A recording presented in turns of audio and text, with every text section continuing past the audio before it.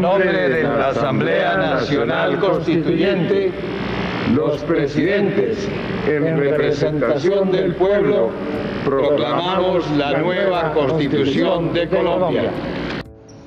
El nuevo constitucionalismo, entre muchos otros cambios, ha permitido la inclusión de cláusulas abiertas de derechos constitucionales, sobre todo en las constituciones latinoamericanas, con la que se confirman que los derechos constitucionales no terminan en lo que taxativamente se encuentra en las cartas constitucionales.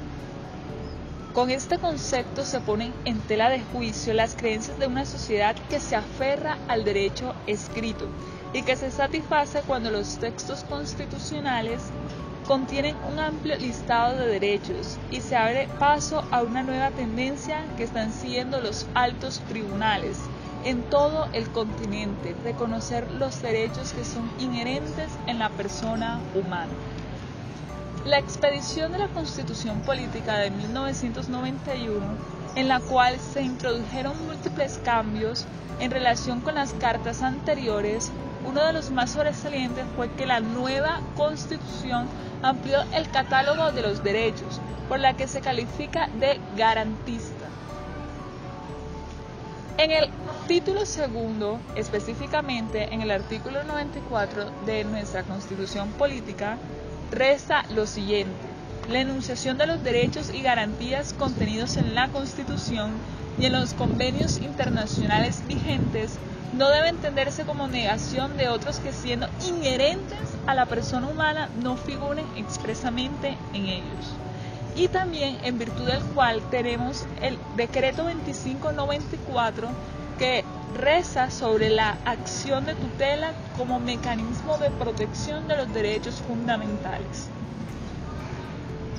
Como su nombre lo indica, derechos innominados son aquellos que no tienen un nombre explícito o taxativo dentro de nuestra Carta Política, porque no se encuentran consagrados en ellas, sino que se han venido reconociendo implícitamente en el ámbito de distintas disposiciones jurídicas fundamentales. El reconocimiento de estos derechos es relativamente nuevo en nuestro país, y el reconocimiento de estos derechos tiene un desarrollo meramente jurisprudencial. El reconocimiento de estos derechos es relativamente nuevo en nuestro país, pero en otros ha ido de la mano de las primeras constituciones. Tenemos el caso de la Constitución de Filadelfia. En su texto original no contenía catálogo de derechos, muy seguramente debido a que la sociedad de la época los reconocía sin que fueran menester que constaran por escrito. Con el nuevo constitucionalismo que invade América Latina, esta parece ser tendencia en todas las constituciones. En la Constitución Política peruana encontramos en el artículo 3 que contiene una cláusula de derechos no enumerados. De igual forma, la Constitución venezolana de 1999, en su artículo 22, señala, al hablar de los derechos, que las normas enunciadas anteriormente no deben entender como negación a los derechos y garantías que no figuren en ella.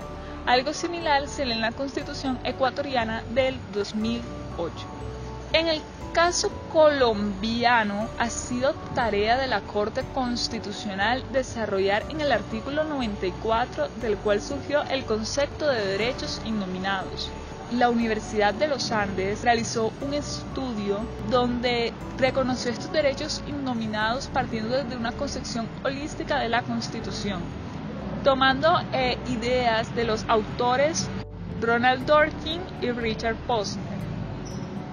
Es cierto que la vía jurisprudencial se ha ampliado considerablemente en el catálogo de derechos, reconociendo derechos innominados tales como el derecho al mínimo vital, el derecho a la seguridad personal frente a riesgos extraordinarios, derecho a la estabilidad laboral reforzada de sujetos de especial protección constitucional, derecho a la subsistencia y derecho al olvido, entre otros.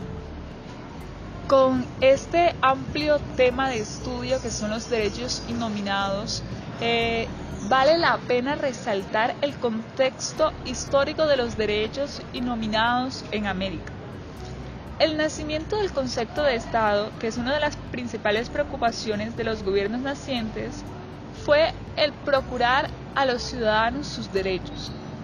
Posteriormente, con el paso del tiempo y el desarrollo de las diferentes organizaciones gubernamentales, este afán se mantuvo presente hasta llegar al fenómeno que observamos actualmente: proteger los derechos de naturaleza fundamental, pese a que no se encuentren expresamente reconocidos en las constituciones.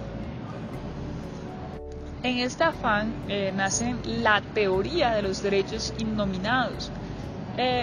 Se puede decir que su primer indicio en América se encuentra en la Constitución de Filadelfia. En su texto original no contenía como otra de su especie un catálogo que enumera los derechos de los ciudadanos. No obstante, en 1791, con la aparición de la enmienda novena que señala la enumeración de esta Constitución de ciertos derechos, no podrá alegarse para negar o menoscabar otros retenidos por el pueblo.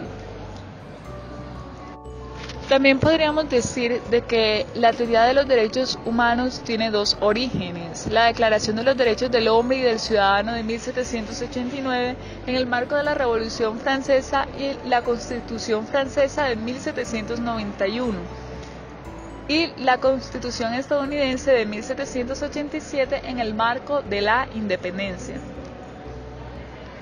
A pesar del debate que surgió en torno a la importancia y de la influencia de una y otra para la historia de los derechos humanos, impulsada por George Linec, podemos concluir que estos dos fenómenos se diferencian esencialmente, surgidos de un mismo insumo ideológico, como lo es los postulados de Hobbes, Kant, Locke y Rousseau, y de un fundamento justnaturalista racional. Los productos serán divergentes al momento de integrar los derechos naturales. Por una parte, el modelo francés pretende integrar y positivizar los derechos naturales que se encuentran consagrados en la Carta Política y en la Declaración de los Derechos del Hombre y del Ciudadano. Por otro lado, el modelo estadounidense incluye el Bill of Rights o el listado de derechos en 1791 a su Constitución, que contiene 10 enmiendas. En la novena enmienda incluye unos derechos innominados. De esta manera podemos decir que el derecho natural está latente. Pero sin embargo es de notar que la Constitución norteamericana se encuentra fuertemente influenciada por la tradición inglesa y el pensamiento de Locke. Esto implica que la limitación de los poderes se hace absolutamente necesaria para la protección y la garantía de los derechos individuales, y que existe una clara distinción entre derechos naturales y derechos civiles, donde esos últimos derivan apenas de la formación social y los naturales provienen del estado de naturaleza y la ley natural. Por esto es de precisarse que la formación de la sociedad no incluye necesariamente el hecho de contemplar la totalidad de los derechos naturales, sino apenas los necesarios para pertenecer a ella. También vale la pena resaltar el papel de la Corte Constitucional. Nuestra Corte Constitucional es consciente del poder creador del derecho que tiene la jurisprudencia, por lo que a través de esta ha dado un giro al derecho en nuestro país, creando conceptos y teorías innovadoras e interesantes como las de los derechos innominados, que también ha sido desarrollada por los altos tribunales de todo el continente. Al analizar algunas sentencias de nuestra Corte Constitucional, encontraremos que en ellas se han reconocido una serie de derechos que no se encuentran en el texto de la Constitución del 91 ni en la ley, pero que han sido tutelados a los ciudadanos en desarrollo del artículo 94 constitucional y el artículo 2 del decreto 2591.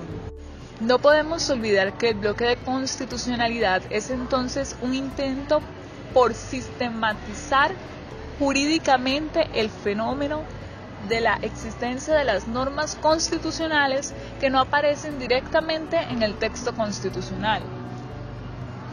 El bloque de constitucionalidad tiene ciertas ventajas, potencialidades democráticas, porque permite que la Constitución sea más dinámica y se adapte a los cambios históricos.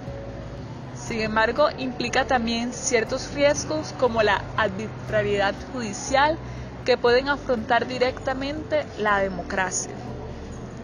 Es de notarse que en Francia las Cortes han tenido extremo cuidado con la fundamentación jurídica en lo tocante al reconocimiento de nuevos derechos, buscando un soporte en el derecho positivo o escrito. Contrariamente en los Estados Unidos, se ha utilizado arbitrariamente el contenido de la 9ª enmienda con una fundamentación jurídica muy precaria.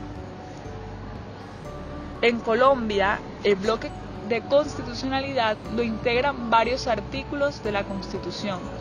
El artículo 53, el artículo 93, el artículo 94 y el artículo 214.